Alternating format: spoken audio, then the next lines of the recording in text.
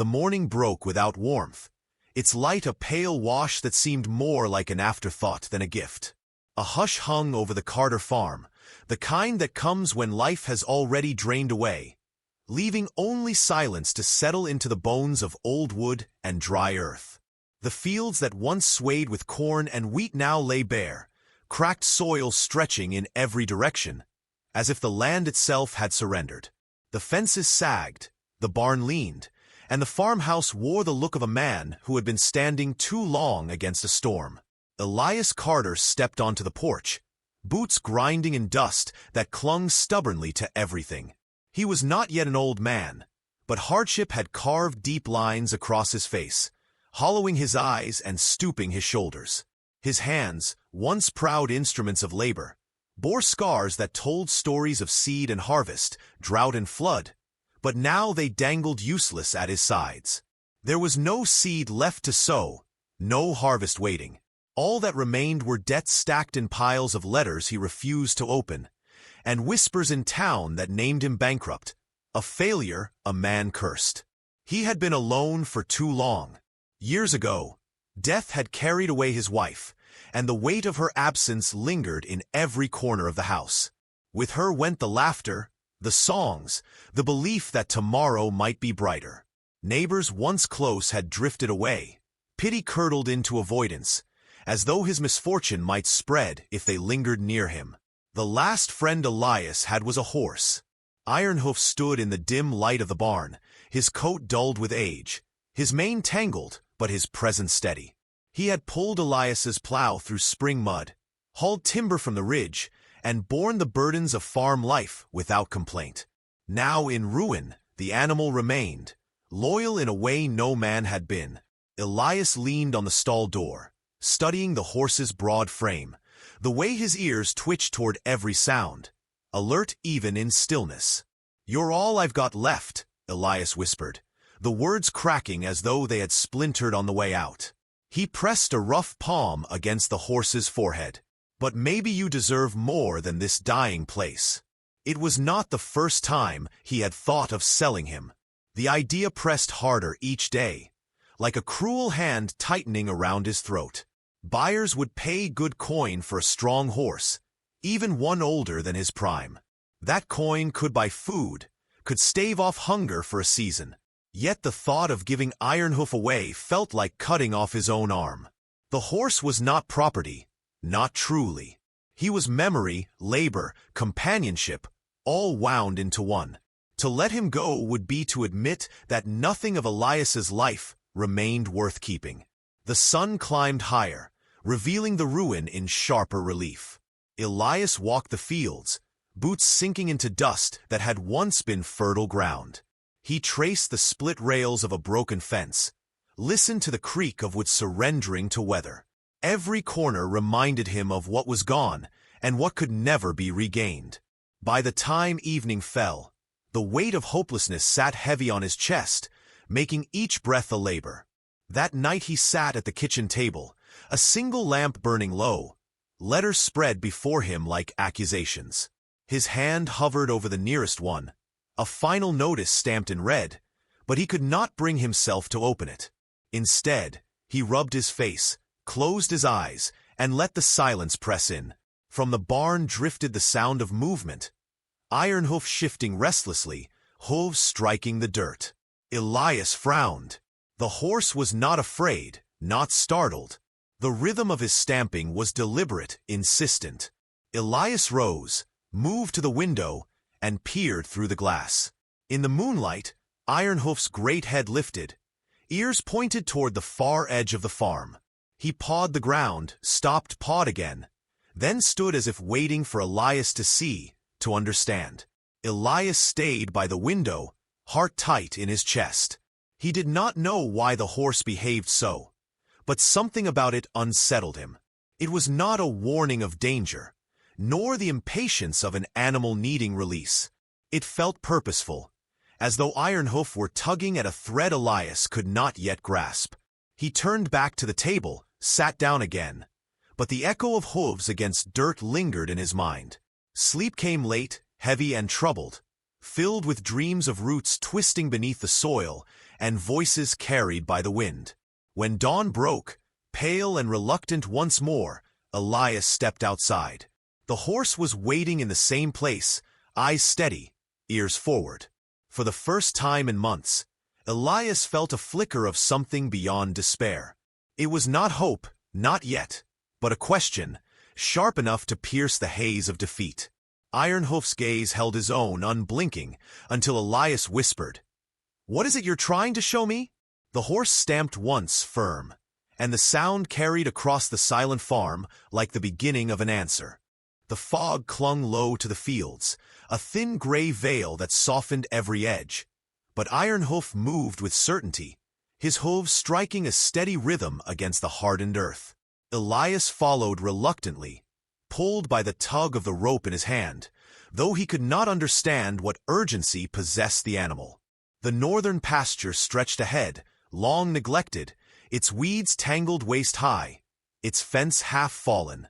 Few men had reason to walk there anymore. Yet Ironhoof pressed forward, ears pricked, muscles tense, until he halted suddenly at a rise in the ground. Elias frowned, wiping the mist from his brow. The horse pawed at the earth with deliberate force, sending clumps of thistle and dirt scattering. Once, twice again, each stroke a demand. Elias knelt, brushed aside the weeds, and felt the rough edge of stone beneath his palm. He pulled harder, revealing a circle of weathered rock hidden beneath the growth. His breath caught. It was the rim of an old well, long since sealed, boards warped and broken with age. Memories stirred unbidden, voices from a time when the farm still held laughter. His father had spoken of this pasture with a peculiar gravity, muttering that roots here grew deeper than crops, that the land hid more than it revealed. Elias had dismissed the words as rambling wisdom from a man too fond of riddles. Yet now, kneeling before the stone circle, he felt those words pressing back into his chest with the weight of prophecy. Ironhoof stamped the ground again, snorting sharply as if urging him on. Elias placed both hands against the rotted boards, prying them free until the mouth of the well gaped open. Darkness yawned below, cool air breathing out against his face. He expected to see water, perhaps stagnant and useless, but what caught his eye instead was the dull glint of metal. He lowered himself carefully, reaching until his fingers brushed cold tin. With effort, he heaved a small crate into the light. Its seams were rusted, its lid sealed tight. He broke it open with a stone, heart hammering with every strike. Inside lay tools blackened with age, mining picks, coils of rope stiff with time. Beneath them, folded carefully, were maps drawn in ink that had faded but not vanished.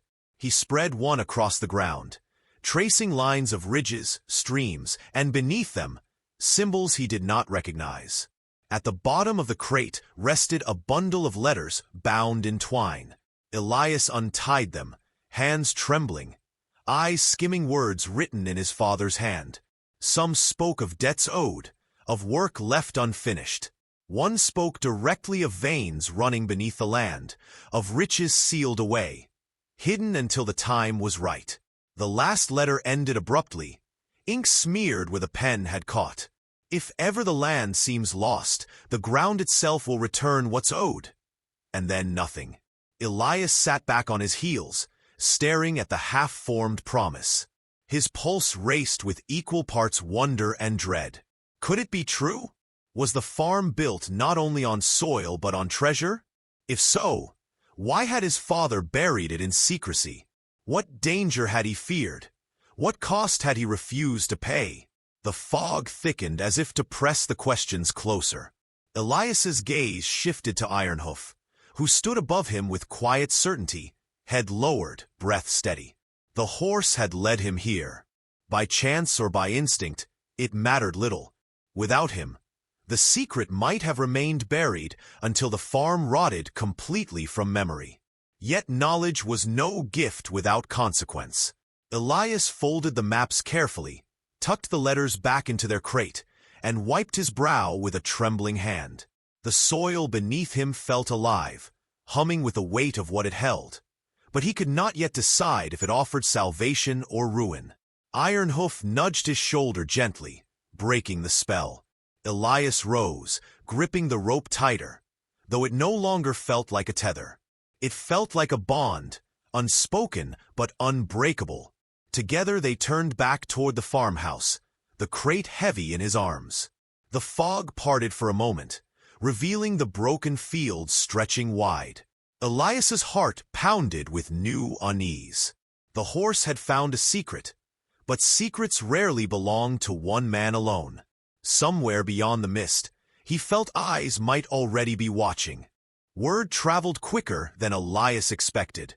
By the week's end, men who once ignored him began to circle back. Their greetings sharpened with curiosity. Neighbors leaned on his fences, their eyes narrowing as though they could see through walls. Some asked careless questions. Others made offers too smooth to be honest. A land agent from the city arrived in polished boots, carrying papers that promised relief but hinted at theft. Elias, weary yet sharper than before, listened in silence, aware that his sudden worth had turned him into prey. The crate with its maps and letters remained hidden beneath floorboards in the farmhouse. Each night Elias studied the drawings by lamplight, tracing ridges and streams, searching for truth. His father's words lingered in his head. Debt's roots, the land itself returning what was owed. He could not yet decide if fortune or burden had been uncovered, but his gut told him both were waiting. Ironhoof stayed close through these restless days. The horse, once only a companion in hardship, now seemed a guardian, steady and alert. When strangers lingered at the edge of the pasture, Ironhoof would paw the ground, ears back, eyes fixed on them until they left. Elias felt less alone with him near, though he knew loyalty could not keep danger at bay forever. Seeking answers, Elias rode to the edge of town to find Jed Whitlow, a retired prospector who lived in a shack carved from stone. Jed was a man weathered into leather, his beard streaked white, his eyes sharp as broken glass. He studied the maps with slow precision, nodding at symbols Elias could not read. "Silver veins," Jed murmured, tapping a ridge marked with faint crosses. "Your old man knew what he was doing. But, ore like this don't just bring coin. It brings men who would rather spill blood than share bread." The words lodged in Elias's chest like iron. Silver meant salvation, but also threat. He had already seen the hungry gleam in the agent's eyes, heard the whispers. Wolves indeed, circling closer. Still, he refused to surrender. He spent days reclaiming the northern pasture, breaking earth with rusted tools, sweat pouring from his body until blisters split his palms. Each swing of the pick seemed to claw not only at stone, but at despair itself. Ironhoof carried timber, dragged supplies, and stood like a sentinel at dusk. Elias worked with the grit of a man who had been buried once and clawed his way back, knowing that to stop was to lose everything. Yet strength invited challenge. One night, when the moon was sharp and the air carried a brittle chill, Elias heard the barn doors creak. He rose from his bed, every nerve taut, and grabbed the nearest tool handle. Shadows moved inside, rough voices whispering. His heart slammed as he stepped through the door, the lantern casting light over 3 men rifling through hay. Their eyes flashed when they saw him, and one lunged forward. The fight was desperate, ugly. Elias swung the handle with fury, striking bone, but fists crashed against his ribs, driving air from his lungs. He staggered, vision darkening. A knife glinted in the lantern glow, raised high. Before the blade could fall, Ironhoof reared with a roar of hooves. Wood splintered as his weight slammed down, the sound a thunderclap that sent the intruders scrambling.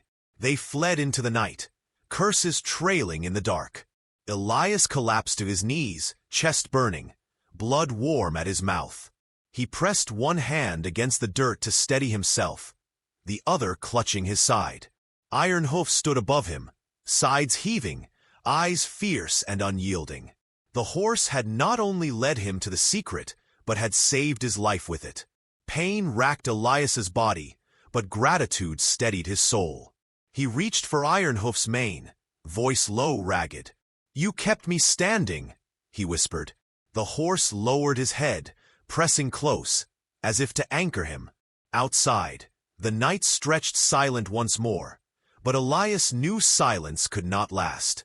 The wolves had tested the fence. They would return. The days that followed blurred into a rhythm of pain and resolve. Elias bound his ribs with cloth, every breath sharp, but he did not falter. With Jed Whitlow's guidance, he carried the maps and letters to the county office, filing claims that gave him lawful hold over the mineral rights. The officials eyed him with suspicion, yet the seals and signatures on those old deeds carried weight.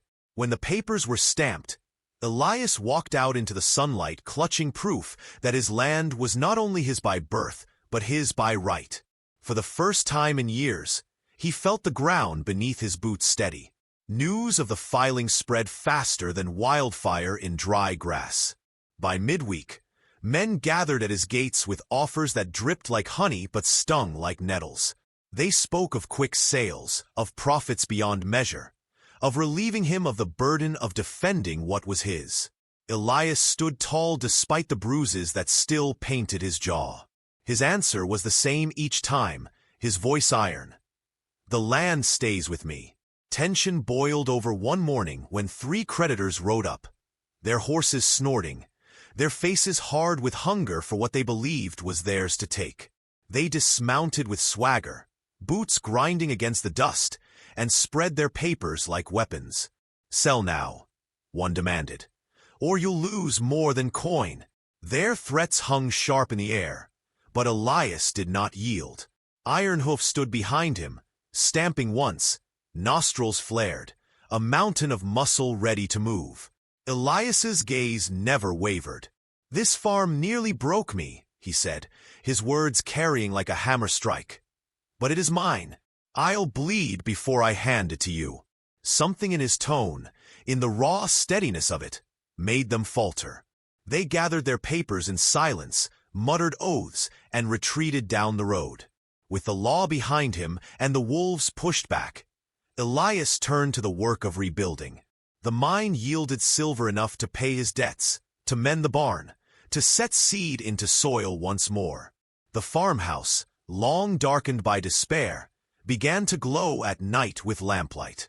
Fences stood straight, gates swung true, and the land breathed again beneath his care.